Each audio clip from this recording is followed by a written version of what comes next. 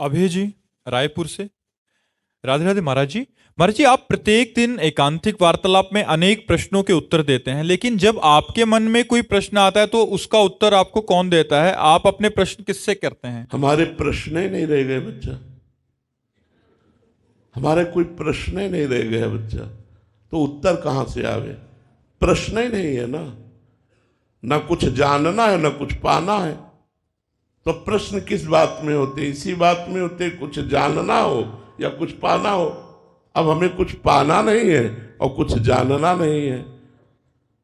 साध्यम राधा साधनम यस्य राधा।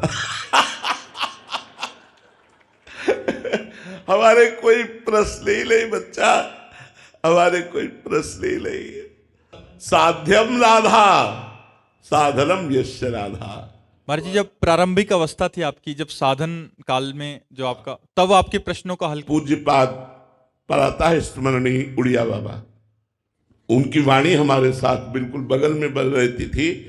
पूज्यपाद उड़िया बाबा के उपदेश और उनके जीवन भर के संस्मरण हैं, वो हमारे पास रहते थे।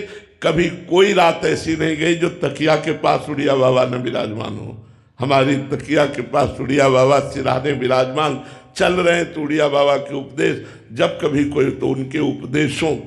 हमारे सन्यास मार्ग के आदर्श उड़िया बाबा, भक्ति मार्ग के आदर्श पूज्य भाई जी से हनुमान प्रसाद पोद्दार जी, और प्रेम मार्ग के आदर्श हरिवंश महाप्रभु, इन्हीं की कृपा से ये यात्रा पूर्ण हुई है। अब कोई प्रश्न नहीं रहा, अब कोई जानना या पाने संबंधी, साधन साध्य संबंधी कोई प्रश्न ही नहीं रहा।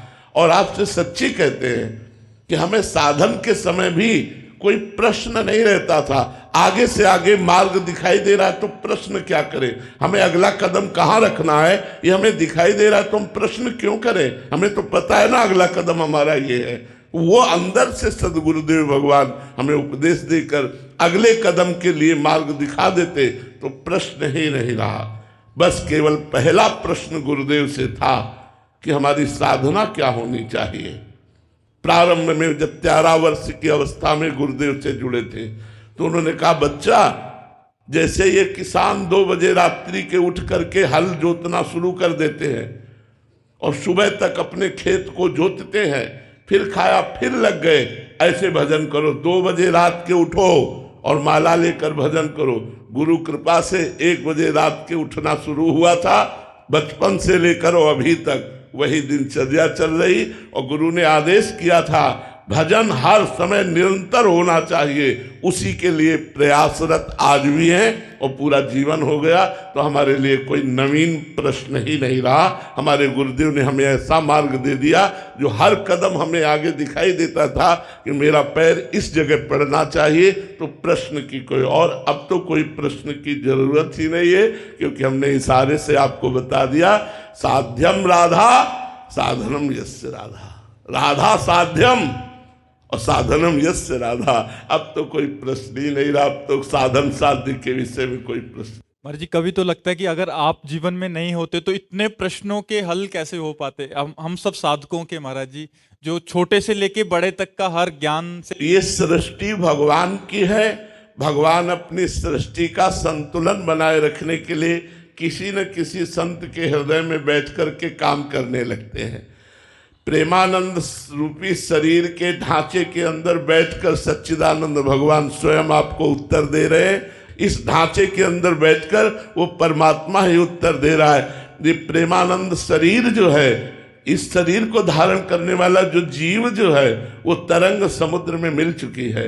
अब समुद्र का ही राज्य है, अब कोई तरंग का राज्य नहीं है, अब केवल समुद्र ही है। वो आनंद सिंधु जो परम सुख राशि परमात्मा है, वही प्रकाशित होकर आप लोगों के प्रश्नों का उत्तर दे रहा है। नहीं, ये शरीर मरा हुआ किडनी फेल है, इसमें कोई सामर्थ्य नहीं, ये केवल श्री कृष्ण कृपा काम कर रहे। महाराज जी, ये बात आज क्यों नहीं दृढ़ता पूर्वक समझ? आज माया है इसलिए नहीं समझ में आएगी।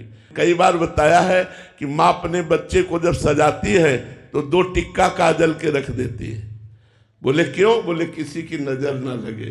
तो ऐसे ही भगवान जब किसी महापुरुष को सजाते हैं तो 1-2 टीका ऐसे लगा देते कि यदि महापुरुष होते तो ऐसा क्यों, अगर इतनी उच्च कोटि के होते तो ऐसा क्यों। और जब शरीर छूट जाता है तब बोले, उनकी जीवनी पढ़ के बोले, अरे यार ये तो ऐसे महापुरुष थे, प्रगट में गुरु साक्षात परब्रह्म, ये भाव कोई बिरला ही कर पाएगा। और जब पधार गए तब कहते हमारे गुरु जी तो साक्षात परब्रह्म और सिद्ध कोटि के महापुरुष थे, और जब जीवित रहते तो उनकी आज्ञा का उल्लंघन करते रहते, उनको एक साधारण पुरुष मान करके उनकी अवज्ञा कर देते हैं। ये माया का प्रभाव है।